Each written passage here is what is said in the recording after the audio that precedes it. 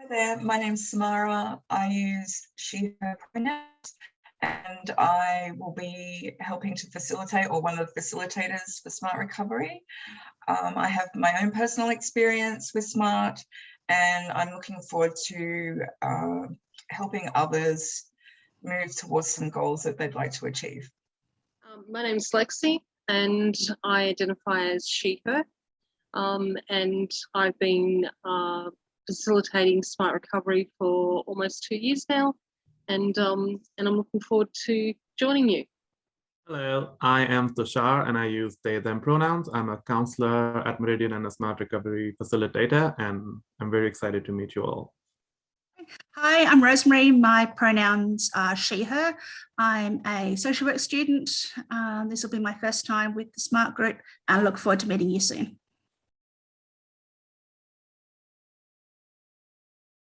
Meridian SMART Recovery is here to support LGBTQIA+ people. SMART stands for Self-Management and Recovery Training. SMART Recovery is a free peer-based group program assisting problematic behaviours, including addiction to drugs and alcohol. SMART Recovery is about peers getting together and talking about the concerns they have around urges, their everyday life stuff, how to deal with the giving up of something that has been important in your life for a long time. So the one thing that's very important about SMART Recovery, and that I think is very useful, is that unlike other programs, it does not only focus on complete weaning out of a habit. You can also bring it down to the level that you're comfortable with.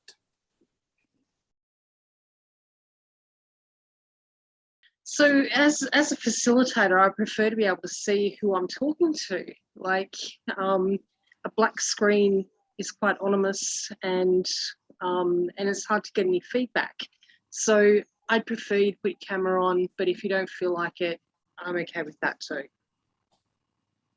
It's not essential that you have the camera on, but it would be certainly great to see your face, see who I'm talking to.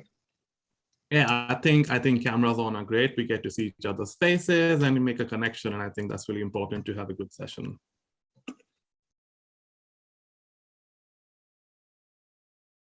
So it's little things like what's said in the room stays in the room. Other people's opinions are their opinions. You don't have to necessarily agree with what they're saying. It's about making sure that we share the airspace. It's about also making sure that we don't smoke or drink or vape while we're on camera, or take pills or eat while we're on camera. They're kind of the basic rules. Yep. Okay, the rules are very similar to a lot of groups you might have done before. So we just all agree to keep things confidential, except where there's a risk to yourself or someone else. And we ask you to be respectful of each other, non-judgmental, and one person to talk at a time. Mm-hmm. I think it's also important to have a rule that we don't eat or drink while in the meeting, just to make sure that everybody is feeling safe and respected. And also once we start the meetings, it's also really important, and we will do this, that we will share the rules with the team members, and they can come up with their own rules, and the team can itself make rules that make them feel safe within the groups. So yeah, it's always flexible, and it's always a democratic process, and not just us telling you what the rules are, but you can come up with them as well.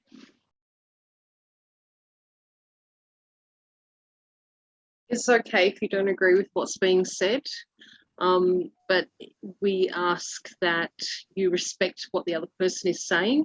You may not necessarily agree with what their opinion is, and that's okay. But yeah, let people say what they want to say, and then you get a chance to say what you want to say. As Lexi said, it's about respecting other people and letting them finish their point of view. And you can certainly disagree with people. We just ask you to do that in a non-judgmental, respectful way. I think the power of the group is that everybody comes with their own opinions and their own perspectives, and that can enrich our perspective and add on to each other's perspective and make a more holistic perspective. And like we know, there are different people and they have different views and identities, and I think hearing everybody out and learning from each other is what makes smart recovery so great.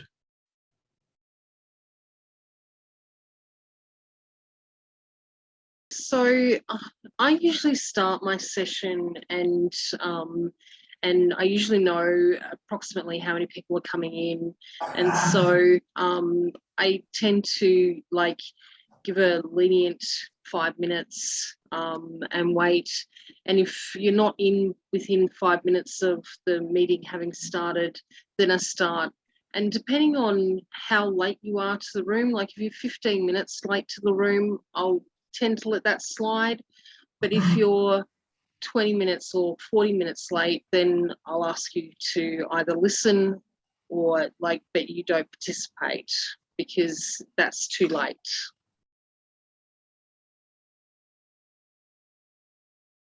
Okay, so attending Smart Recovery can help you with that everyday life stuff. So if, say, you're a drinker and you like to go out to parties and stuff, like how do you get the people around you to understand that you don't want to drink anymore? And what are the kind of things you can do that has worked for other people in that situation?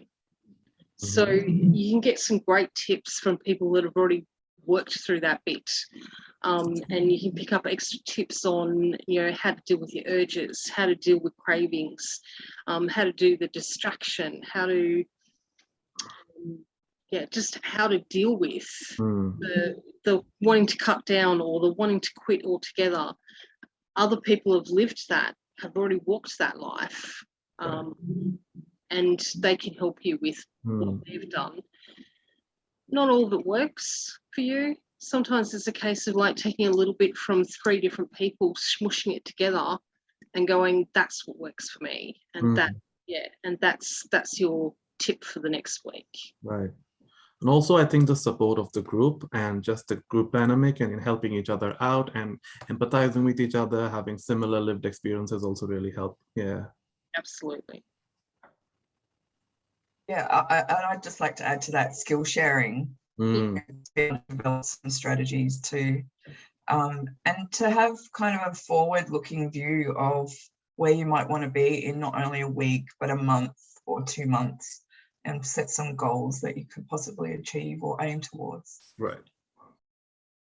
Your peers in the group will be people from all cultures, all genders, all sexualities, and they'll all have great insight and great input into what's worked for them and how that may be able to help you as well in combination with the facilitators. And some advice there to help you gain a bit more control over the things that you want to do in your life.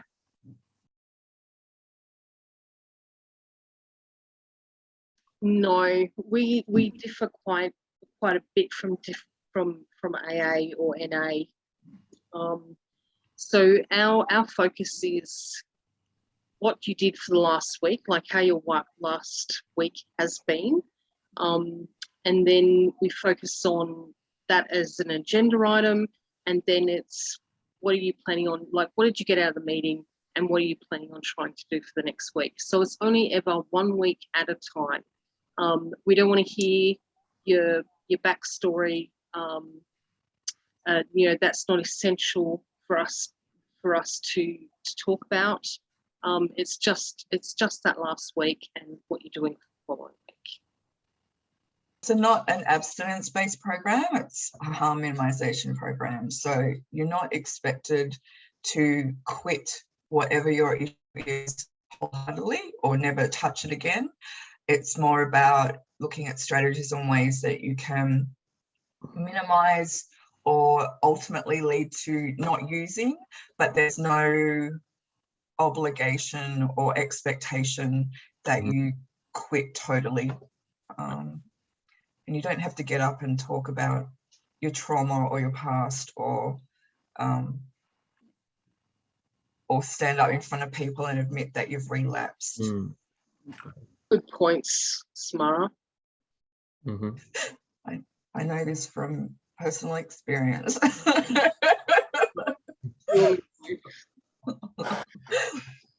Mm.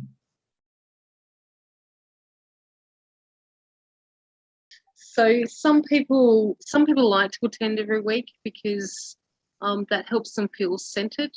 Some people I know will attend Smart Recovery once a fortnight or once a month, or sometimes it's just I've got some urges happening, or I've got some feelings of wanting to relapse, and so that's when they'll come along.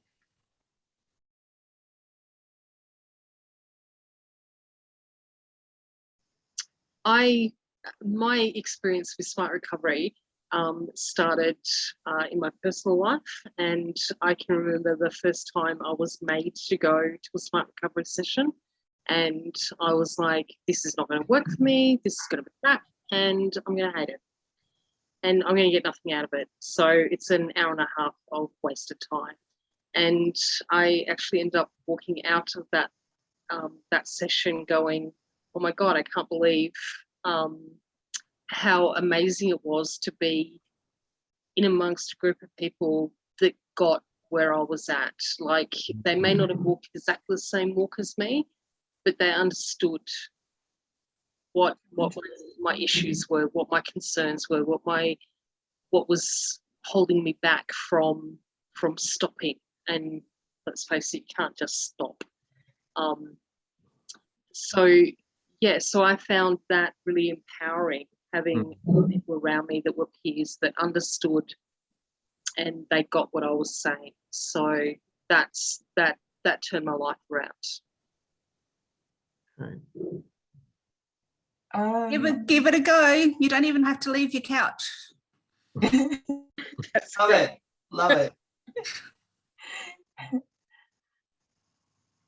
Yeah, what have you got to lose other than a bit of time, but you've got so much to gain?